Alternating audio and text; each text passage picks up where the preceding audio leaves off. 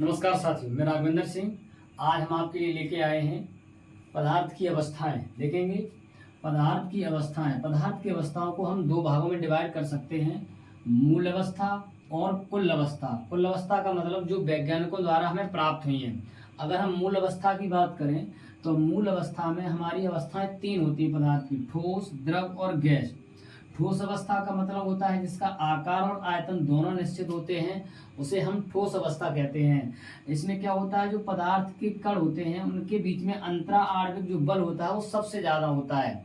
अंतरा आणविक बल सबसे ज्यादा होता है। द्रव अवस्था की बात करें तो इसमें आकार अनिश्चित होता है, आयतन निश्चित होता है। तो इनकी कणों के बीच में जो अंतरा आणविक बल होता है वो कम होता है। अगर हम गैस अवस्था की बात करें तो गैस अवस्था में आकार और आयतन दोनों अनिश्चित होते हैं और इसमें जो कणों के बीच में जो बल होता है वो सबसे कम होता है। अब बात करेंगे कुल अवस्थाएं।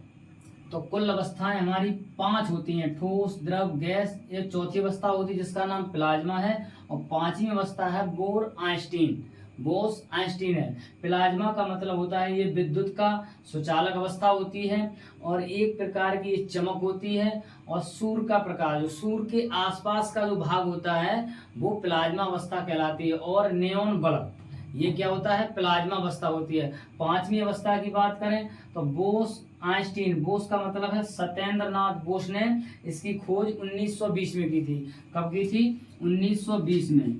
ये भारतीय वैज्ञानिक थे और इसके बाद में इन्होंने अपने जो सिद्धांत हैं, इन्होंने अपनी बातें अल्बर्ट आइंस्टीन को बताई। तो दोनों के नाम से यहाँ से बोस और यहाँ से आइंस्टीन लिया गया है, तो इस अवस्था का नाम रखा गया बोस-आइंस्टीन। इन्होंने बताया एक अवस्था होती है परम शून्य ताप, यानी कि 0 डिग्री केल्विन या माइनस के 273.16 डिग्री सेल्सियस।